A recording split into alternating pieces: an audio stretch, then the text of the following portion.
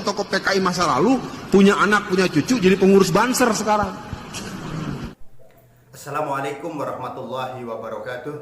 Bismillah, alhamdulillah, wassalatu wassalamu ala rasulillah wa ala alihi wa ashabihi wa mawalah, la hawla wa la quwata illa billah mawadah. Saudaraku sekalian, saya begitu menerima video yang berisi ceramah Alfian Tanjung. Terus terang saya begitu marah. Dia mengatakan dalam catatan saya 4 hal. Pertama, NU sudah disusupi oleh PKI. Kader-kader muda NU, terutama Banser, ini banyak diisi oleh anak-anak orang keturunan PKI. Dia juga menyebutkan salah satu contohnya Gus Nuril dan Yahya Tsakuf itu keturunan PKI. Kemudian dia menyampaikan bahwa TNI ini sudah tidak jelas. Hanya beberapa orang yang masih lurus dan itu sudah purnawirawan. Yang keempat, catatan saya, dia mengatakan menegakkan Islam itu wajib, maka menegakkan khilafah itu menjadi kewajiban, dan orang Islam yang di dalam hatinya menolak khilafah, maka keislamannya ini tertolak. Ini tentu pernyataan yang ngawur, pernyataan yang tidak mendasar. Maka saya mencoba mencari data siapa Alfian Tanjung ini. Di akun media sosial miliknya di Facebook, dia menyebutkan sebagai alumni SMA 78 Jakarta angkatan tahun 83. Kita tahu SMA 78 itu salah satu sasaran daripada upaya perekrutan kelompok-kelompok radikal yang dibina di dalam organisasi rohaniawan Islam. Ini data intelijen juga. Kalau dia selalu ngomong punya data intelijen, saya juga punya data intelijen. Yang kedua,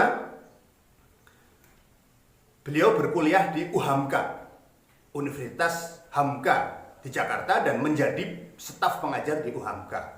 Kita juga tahu UHAMKA itu backgroundnya apa. Di dalam tautan organisasi, dia menyebut aktivis Brigade GPII Pusat. Jadi kalau bicara GPII, kita lebih tahu lagi. GPII itu Gerakan Pemuda Islam Indonesia. Dulu Banomnya Masyumi dibubarkan oleh Presiden Soekarno tahun 63 karena diduga terlibat peristiwa pemboman Soekarno di Cikini dan penembakan di lapangan Banteng Jakarta. GPI dibekukan. Masyumi sendiri juga atas dasar keputusan Presiden Soekarno nomor 200 tahun 1960 dibubarkan oleh Presiden Soekarno tanggal 17 Agustus 60 karena diduga terlibat di dalam pemberontakan PRRI Permesta bersama dengan PSI, Partai Sosialis Indonesia. Jadi dia sudah tahu backgroundnya adalah organisasi yang pernah dibubarkan oleh pemerintah. Dia juga menyebutkan merupakan aktivis di Angkatan Muda Muhammadiyah. Jelas kan? Kalau dia benci terhadap NU, jelas kan backgroundnya. Di dalam tautan websitenya, dia menyebutkan satu website tarunamuslim.org.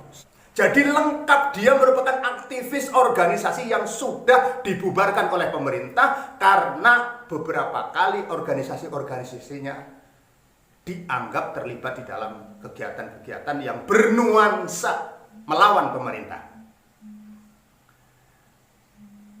Anak Alfian Tanjung ini dalam satu ceramah yang lain dia mengatakan anak saya di Ngeruki.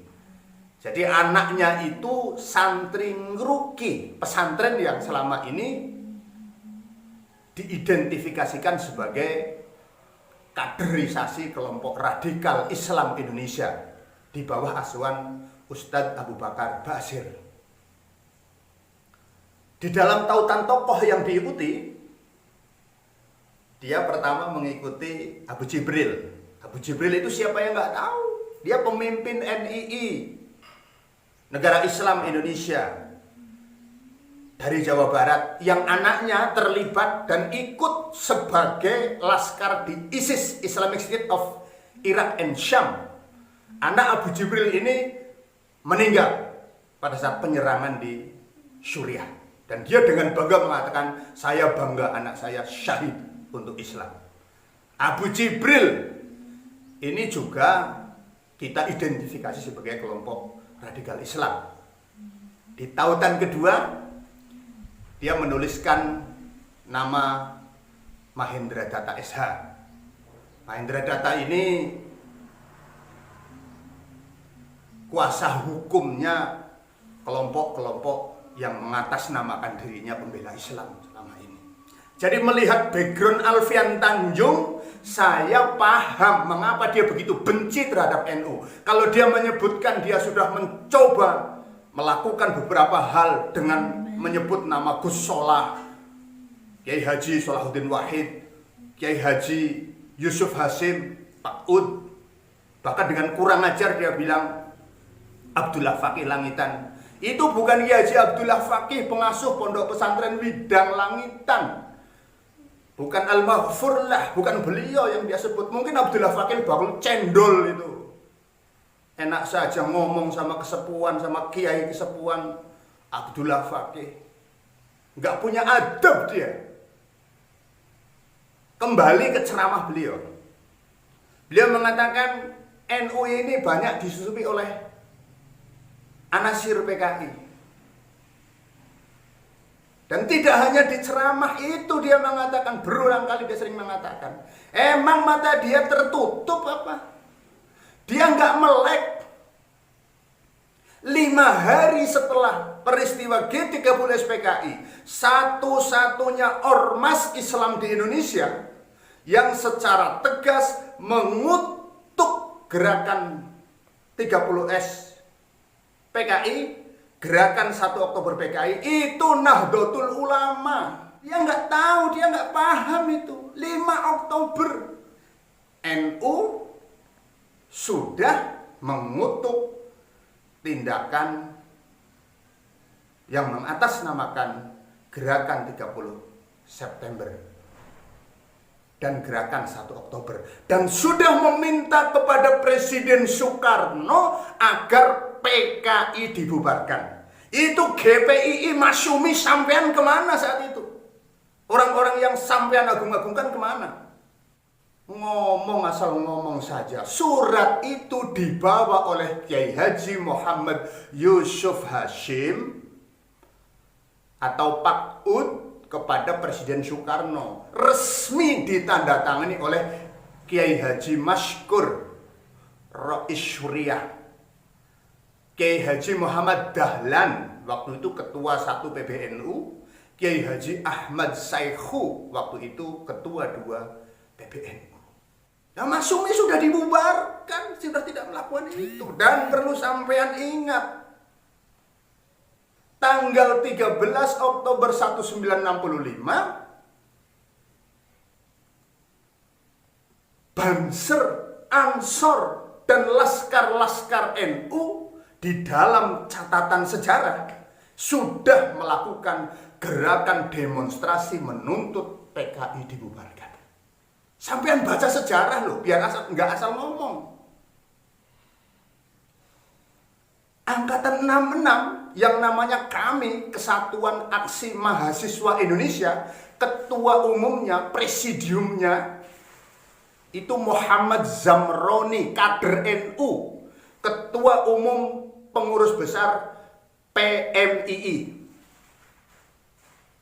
Beliau itu yang tegas meminta PKI dibubarkan bersama dengan para mahasiswa. Dikenal dengan Tritura, dan perlu sampean tanya, Al-Maghfurlah Muhammad Zamroni ini tidak mendapatkan apa-apa dibanding dengan aktivis 66 yang lain. Kosmos Batubara misalnya, dia jadi menteri. Akbar Tanjung, siapa yang nggak kenal Akbar Tanjung?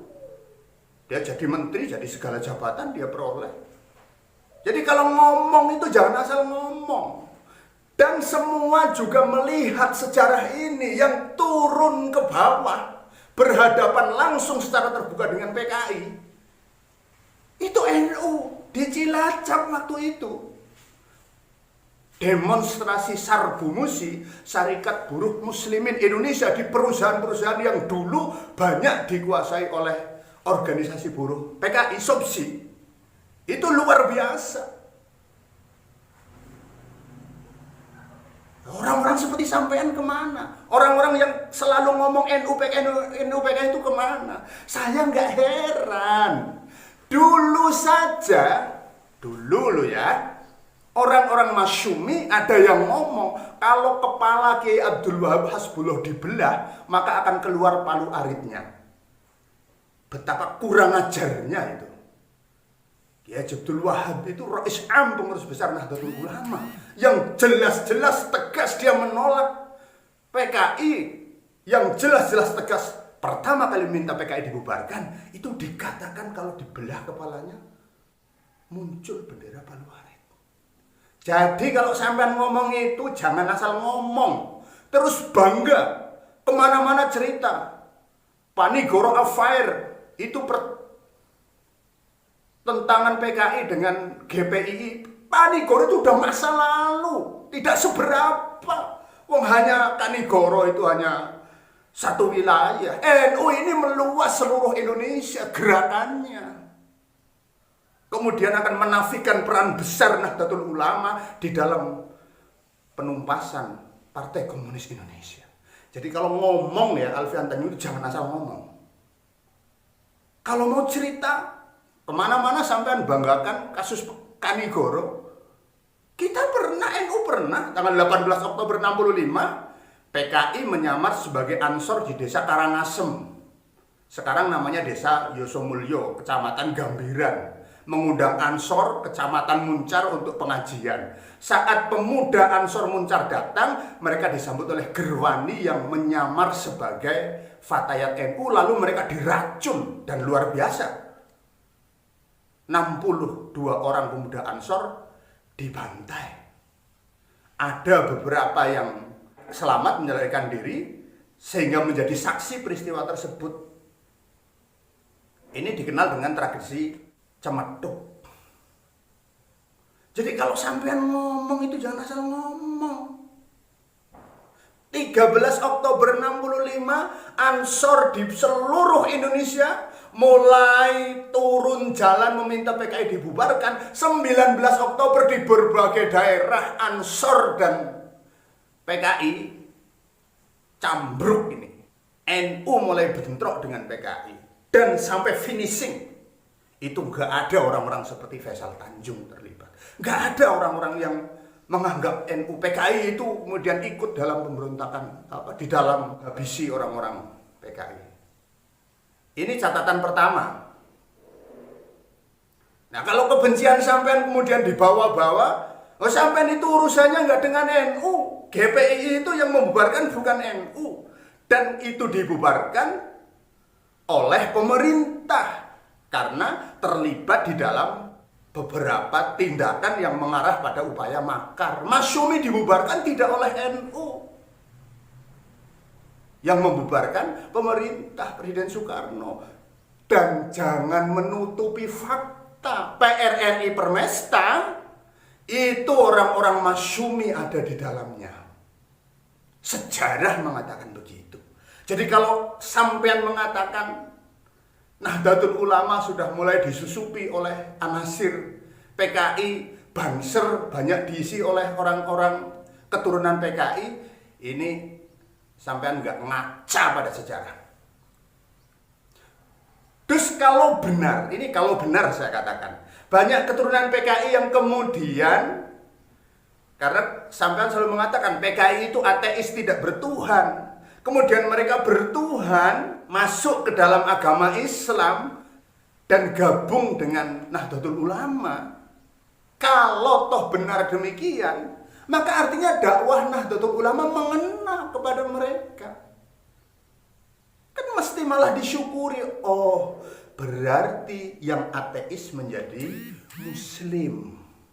Bukankah tujuan dakwah itu mengajak, bukan mengejek, merangkul, bukan memukul, nggak kayak sampean. Terus sampean ngomong, Gus Nuril, Yahya Sakuf itu keturunan PK, itu nggak melek mata sampean.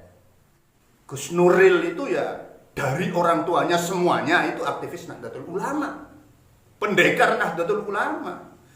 Yahya Sakuf apalagi? Kiai Haji Yahya Khalil Sakuf itu putranya Kiai Haji Khalil Bisri bin Kiai Haji Bisri Mustafa bin Kiai Haji Mustafa. Kurang apa? Pendiri, pengasuh pondok pesantren Raudhatut Thalibin Leteh Rembang, salah satu rois syuriah Nahdlatul Ulama, kakek daripada Kiai Haji Yahya Khalil Sakuf. Itu kiai besar yang mengarang banyak kitab, nggak kayak kamu. Kiai Haji Khalil itu kakaknya Gus Mus, Kiai Haji Mustafa Bisri. Jadi kalau ngomong jangan asal ngomong, melek loh. Kebebasan berpikir, mengeluarkan pendapat secara lisan dan tulisan itu dijamin oleh undang-undang, bukan berarti orang boleh asal ngomong tanpa dasar. Ingat, kebebasan itu juga dibatasi oleh hak dan kebebasan orang lain. Kalau sampai ngomong asal ngomong kayak gitu, kami juga punya hak untuk membela kiai-kiai kami, untuk membela organisasi kami. Lah terus sampai mau apa? Nah ini. Jadi kalau sampai ngomong itu cari data dulu baru diomongkan loh. Jangan asal, dan itu tidak cuma kali saat itu. Kamu ngomong kayak gitu, menyerang Nahdlatul Ulama. Nah, kemudian kalau sampai ngomong TNI ini sudah nggak jelas, Indonesia ini satu langkah lagi menjadi negara Cina komunis, menjadi gubernurnya Cina. Itu omongan yang nggak jelas itu. Jadi kalau sampai ngomong TNI yang baik itu hanya beberapa yang sudah purnawirawan, saya tahu di otak saya langsung nyambung. Paling orang-orang itu, paling jenderal-jenderal itu, jenderal-jenderal yang selalu jualan isu PKI supaya dia eksis dan merasa dirinya paling berjasa di dalam menumpas Partai Komunis Indonesia.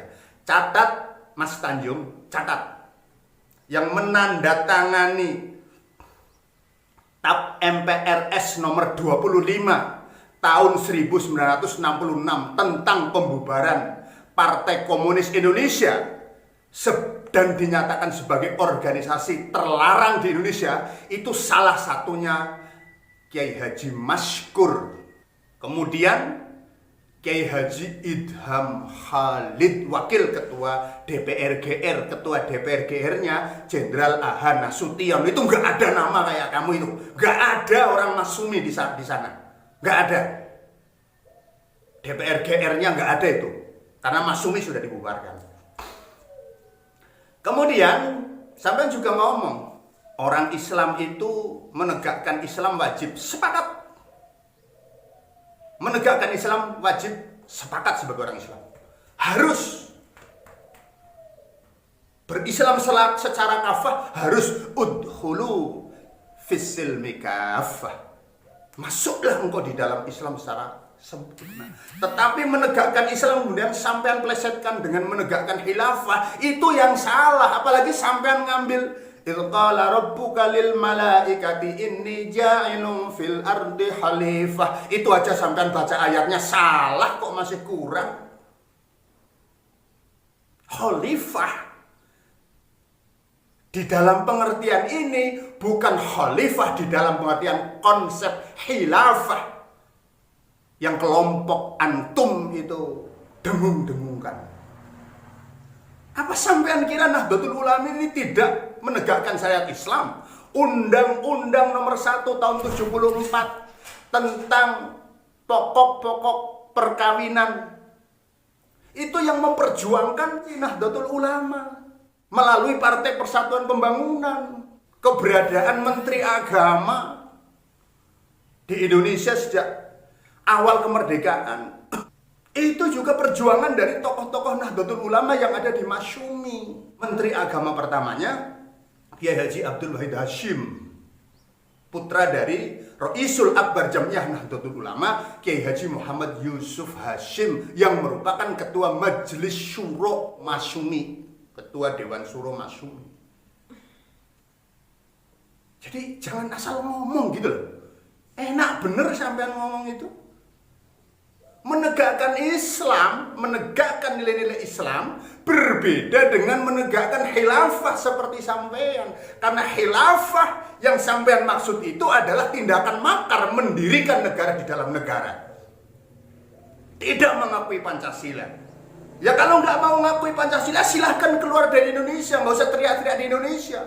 Hizbut Tahrir itu didirikan di Gaza, Palestina. Di Palestina saja tidak berhasil mendirikan khilafah sampai sekarang. Karena Palestina itu ternyata presiden bukan khalifah. Di Timur Tengah nggak laku. Kenapa sampai teriak-teriak di Indonesia harus khilafah? Kalau kemudian alasannya sampean dan kelompok sampean, kelompok khilafah ini, alasannya hanya bersandar pada ayat-ayat yang diprodusir terus untuk tujuan itu, nggak masuk akal lah. Sampean kok jualan salep ke dokter. Nah ini, jadi menegakkan Islam wajib sepakat, tetapi menegakkan khilafah seperti konsepsi Hizbut Tahrir itu tidak ada satupun ayat di dalam Al-Quran, tidak ada satupun nas hadis yang memerintahkannya. Itu ijtihad saja Syekh Taqiyuddin An-Nabhani. Kemudian sampai mengambil ayat umat Islam ini tidak kompak karena tidak yasudduna ba'duhum ba'du, tetapi umat Islam ini masih tasabuhum jami'aw wa qulubuhum satta. Sampean yang tasabuhum jami'aw wa qulubuhum satta. Sampean yang selalu menjelek-jelekan Nahdlatul Ulama. Sampean yang selalu menyerang Islam Ahlus Sunnah wal Jamaah. Sampean yang selalu menyerang Islam Nusantara. Sampean nggak tahu. Islam Nusantara itu idhofah, Islamnya mudhof, Nusantaranya mudhof ilaih. Jadi bisa dimaknai Islam fi Nusantara, Islam di Nusantara, Islam an Nusantara, fi an ala, Islam dari tradisi Islam yang berkembang dari Nusantara, Islam ala Nusantara, fi Islam sebagaimana yang ada di Nusantara. Jadi jangan asal ngomong seolah-olah sampai anggap Islam Nusantara ini agama baru. Orang nggak tahu kok ikut-ikut ngomong. Kalau nggak tahu diam ya. Jadi kalau sampean pengen, dengerin, kalau sampean pengen Islam ini kokoh, Islam ini kuat, Islam ini bersatu, omongan-omongan sampean, provokasi sampean hentikan. Tidak ada gunanya. Itu justru akan semakin memperkeruh suasana dan semakin memperlebar jurang permusuhan, jurang perpecahan antar umat Islam. Jadi orang-orang pendai-pendai seperti Alfian Tanjung ini orang-orang yang membahayakan persatuan kesatuan, karena dia selalu memanfaatkan panggungnya untuk menyerang kelompok lain, menyerang pemerintah, menyerang Nahdlatul Ulama, menyerang Islam Ahlus Sunnah wal Jamaah dan Nahdlatul Ulama. Dan itu sesuatu yang tidak produktif bagi upaya untuk menguatkan Indonesia. Indonesia ini tidak hanya terdiri dari umat Islam, tetapi Indonesia ini merupakan kesatuan daripada agama-agama, aliran-aliran kepercayaan yang ada di bingkai dalam satu wadah Indonesia. Terima kasih. Mudah-mudahan Alfian Tanjung ini sadar dan segera untuk introspeksi. Falyaqul khairan aw liyasmut. Berkatalah yang baik atau diam. Kalau sampean nggak bisa berkata baik, diam, jangan banyak omong. Terima kasih. Assalamualaikum warahmatullahi wabarakatuh.